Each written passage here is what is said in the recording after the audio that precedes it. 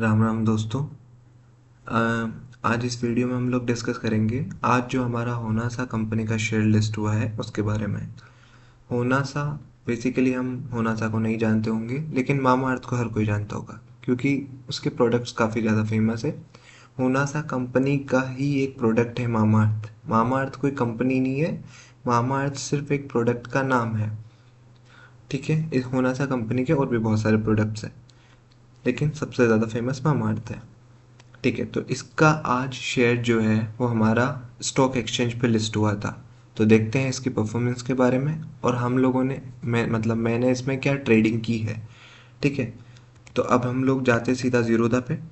ज़ीरोधा पे हम लोग सर्च करते हैं होनासा।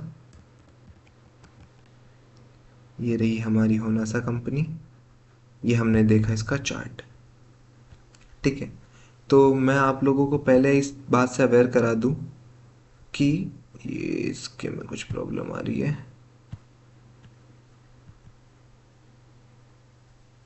ये होनासा का नहीं है भाई।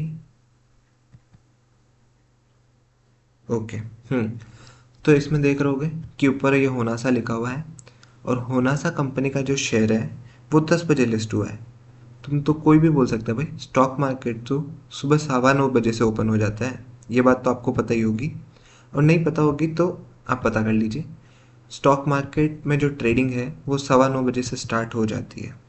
लेकिन अगर कोई भी आईपीओ लिस्ट हो रहा है, मतलब फर्स्ट टाइम कंपनी की ट्रेडिंग स्टार्ट हो रही है, तो वो हमेशा 10 बजे से स्टार्ट होती है। ये देख लीजिए, मैंने आपके लिए टाइम भी लगा रखा है। एग्जैक्टली 10 बजे इस शेयर की ट्रेडिंग स्टार्ट हुई है। ओपनिंग क्या थी इसकी? ओपनिंग थी इसकी 332 रुपये के आसपास। उसके बाद में स्टॉक गिरना चालू हुआ, 324 रुपये तक गया। फिर उसके बाद में स्टॉक ने वापस जंप मारा और वापस से 334 रुपये के आसपास गया। ठीक है, तो मैं बताता हूँ कि मैंने इसमें क्या किया है, मैंने आज की मैं क्या ट्रेडिंग करी है। मेरी पोजीशन पे मेरे को आज इतना प्रॉफिट हुआ है, तो इसके लिए मैं आपको अपने शेयर्स बता देता हूँ कि आज की मेरी क्या क्या प्रैक्टिस रही थी। आज मैंने सबसे पहले इसको बाई किया था 323 रुपये पे। ठीक है, मैंने बाई किया था 11:52 पे। फिर 12:38 पे मैंने सिर्फ ट्राई करने के लिए 5 शेयर बेच के देखे कि बेच पा रहा हूँ कि नहीं बेच पा रहा हूँ। और फिर 12:45 पे मैंने 330 रुपये पे टोटल स्क्वायर ऑफ कर दिया था। इस पे मेरे को प्रॉफिट कितना हुआ? 427 रुपये, सॉरी 472 रुपये। ठीक है, और कितनी देर में? ये मैंने किया है अप्रोक्सीमेटली 40 मिनट के अंदर अंदर। तो अब ये आप देख रहे होंगे कि ये मैंने सेम डे में ख़रीदा, सेम डे में ही बेच दिया। ठीक है, लेकिन आपको ये लग रहा होगा कि इंट्राडे इंट्राडे नहीं है भाई मेरे, ये गलती कभी मत करना। ये कभी भी एक इंट्राडे स्टॉक नहीं है। हमेशा जब भी ऑर्डर एग्जीक्यूट करो, ये देख लेना कि यहाँ पे क्या लिखा हुआ है। ये वाला ऑर्डर है हमारा सीएनसी टाइप। तो अब मैं बता दूं कि दो टाइप के ऑर्डर होते हैं ज़ीरोधा में। CNC means cash and carry, and MIS means जिन इंट्राडे स्क्वायर ऑफ। इसको हम लोग ट्रेडिंग बोलते हैं, इसको हम लोग इन्वेस्टिंग बोलते हैं। इन दोनों में डिफरेंस क्या होता है ये मैं ज़ीरोधा की साइड पे आके आपको बेटर समझा पाऊंगा। कैश एंड कैरी जो होता है वो डिलीवरी बेस्ड ट्रेडिंग के लिए होता है, जो लोग ज़्यादातर इन्वेस्टिंग के लिए यूज़ करते हैं। कैश एंड कैरी में क्या होता है, आप एक शेयर परचेज करते हो और उसको कितनी भी ड्यूरेशन के लिए रख सकते हो। आप चाहे उसको आज के आज बेच दो, चाहे उसको कल बेचो, चाहे उसको 10 साल बाद बेचो। डिलीवरी मतलब वो शेयर आपके अकाउंट में आ गया। ठीक है, वो आपका शेयर है। अब आप उसको रखो चाहे ना रखो, वो आपकी जिम्मेदारी है, मतलब कितने टाइम के लिए रखो। अब short position is not possible using CNC. मतलब कोई भी शेयर अगर आपके पास नहीं है तो आप उसको बेच नहीं सकते सीएनसी के अंदर। और एम क्या होता है? एम होता है मार्जिन इंट्राडे स्क्वायर ऑफ। इसमें क्या होता है कि आपके पास कोई शेयर हो चाहे नहीं हो, आप उसको बेच सकते हो, आप उसको खरीद सकते हो। प्लस आपको अगर 1,000 रुपये का शेयर लेना है ना, तो आपको सिर्फ उसका 20% देना है। ठीक है, एम के अंदर क्या होता है, यही एम की खास बात है कि इसके अंदर अगर आपको ₹1000 का शेयर लेना है, ठीक है, तो आपको सिर्फ इसका 20% देना होता है। मतलब आपको कितने रुपए देने पड़ेंगे ₹1000 का शेयर लेने के लिए?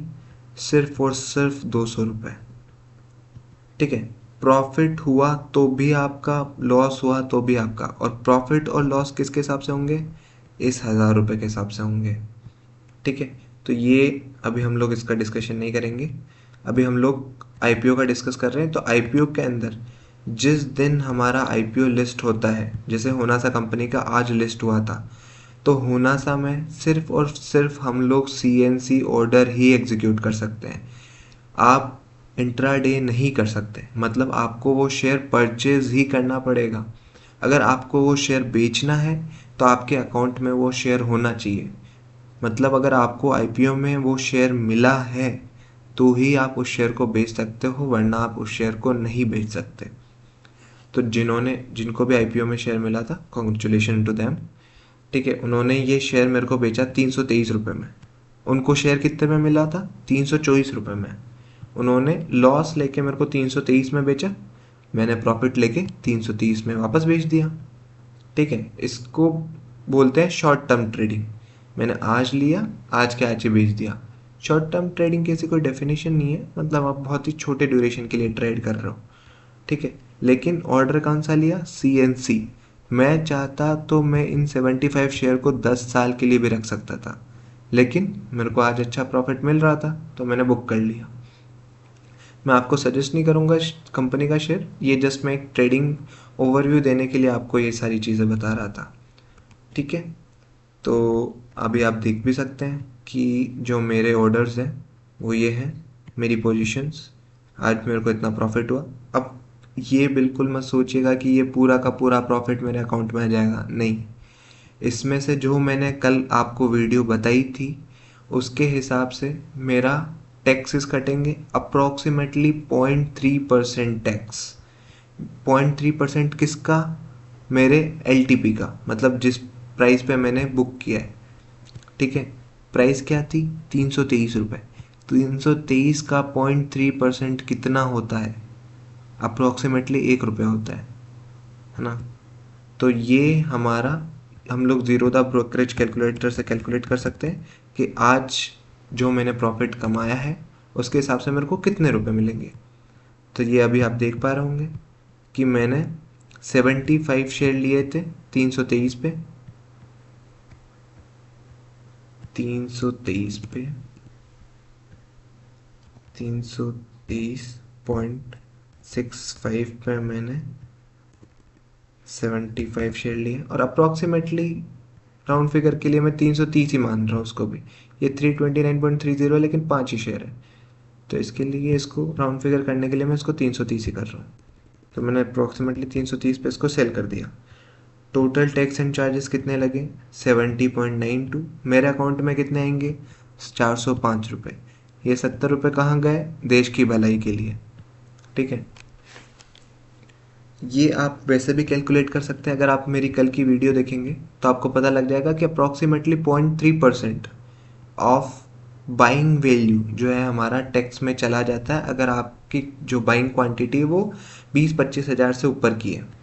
तो मैंने ₹25,000 लगाए थे, तो 323 का 0.3% आप कैलकुलेट करेंगे तो समथिंग ₹1 के आसपास आएगा, और ₹1 के हिसाब से मतलब 75 रुपीज़। तो 70 to 75 के आसपास मेरा टैक्स कटना चाहिए था, और उतना ही कटा है।